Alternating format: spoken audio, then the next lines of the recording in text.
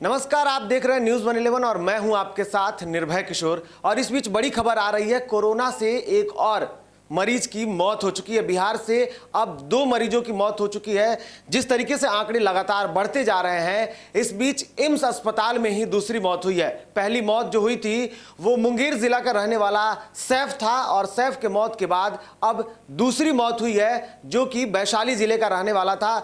पीड़ित युवक जो था 35 वर्ष का बताया जा रहा है। और इसको लेकर के क्या कुछ जानकारी है, सीधे हम जुड़ेंगे, हमारे सहयोगी विक्रांत है विक्रांत से।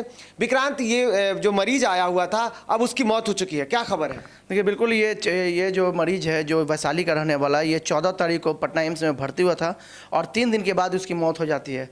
और ये बिहार का ये दूसरी मौत है जो कोरोना से जो मौत हुई है, ये दूसरी मौत है। और सबसे बड़ा सवाल ये कि ये जो मौत हुई है उसके बाद जो है पूरे एम्स में खलबली मच गई और प्रशासन भी इसमें लगे हुए हैं। निर्भय, बिल्कुल, अगर इस मरीज की बात करें तो इसकी तबीयत पहले से ही खराब थी और इसको लेकर के जो हमने खबर भी दिखाई थी, पॉपुलर अस्पताल जो था पटना में बाईपास में जो स्थित है, वहां भी वो उसने इलाज कराया था। उसकी तबीयत काफ़ी लंबे दिनों से ख़राब थी। उसके बाद वो पटना में आया था और इलाज कराया था जो कि पॉपुलर अस्पताल में था। इसके अलावा भी उसने कई झोला छाप डॉक्टरों से भी इलाज कराए थे।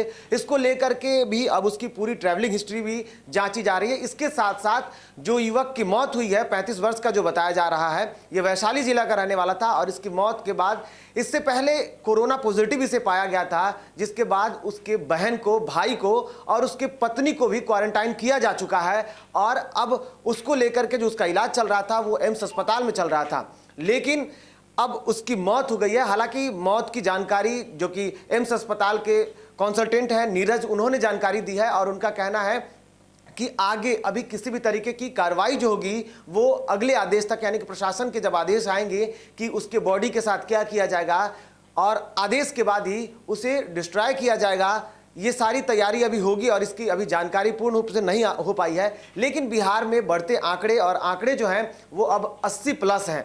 इस बीच बिहार में दूसरी मौत हुई है, तो सवाल उठता है कि प्रशासन की तैयारी और ख़ास करके वैसे ज़िले जो कि सबसे ज़्यादा संक्रमित, चाहे वो सिवान हो या फिर और अन्य ज़िले, वहाँ की स्थिति कैसी दिख रही है और तैयारी क्या देख रहे हैं विक्रांत? बिल्कुल, जहाँ जहाँ जिस तरह से कोरोना वायरस से जो पीड़ित मिले हैं, उन जहाँ जहाँ से मिले उनको सारे जगहों को सील कर दिया गया। अगर पटना की बात करें तो पटना में भी बीते दिनों सुल्तानगंज थाना क्षेत्र में एक व्यक्ति मिले थे जो कोरोना से पॉजिटिव पाए गए थे, लेकिन हालांकि अभी अधिकारी पुष्टि नहीं, उसको लेकर भी पूरे सुल्तानगंज को भी सील कर दिया गया। और साथ में कई ऐसे जगह हैं जहाँ सील कर दिया गया है और उसके साथ ही जो भी उसका ब्लीचिंग पाउडर वगैरह से छिड़काव किया जा रहा है वो लगातार किया जा रहा है। निर्भय, बिल्कुल, तैयारी प्रशासन की तरफ से की जा रही है। प्रशासन की तरफ बहुत सारी चुनौतियां हैं, चाहे चुनौती वो प्रदेश के बाहर फंसे हुए प्रवासियों को लेकर के हो या फिर कोरोना संक्रमित मरीजों की संख्या जो कि बढ़ती जा रही है। अन्य कई ऐसे जिले हैं बिहार में जहां स्थिति खराब होती जा रही है, चाहे वो सिवान की हो या फिर मुंगेर की हो, क्योंकि पहला जो मौत हुआ था वो मुंगेर में हुआ था और उसके बाद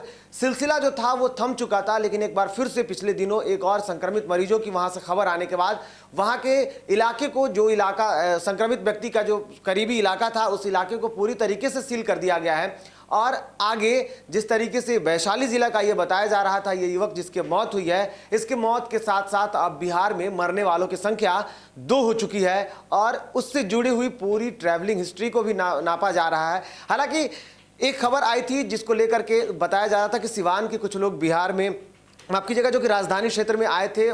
जैसे ही राजधानी को लॉकडाउन किया, लॉकडाउन के बाद पूरे राजधानी को सील किया जा चुका है। इस बीच कुछ लोग जब राजधानी में आए तो एक सर्वे का कार्य चल रहा है, यानी कि कौन से लोग बाहर से अब मतलब प्रवेश किए हुए हैं अलग अलग राज्यों में और खास करके जो अलग अलग राज्यों से आए हैं और राजधानी में आए हैं, उनके लिए अब सर्वे का कार्य चल रहा था। इस बीच सारी तरीके से प्रशासन की तरफ से अपनी पूरी तैयारी की जा रही है।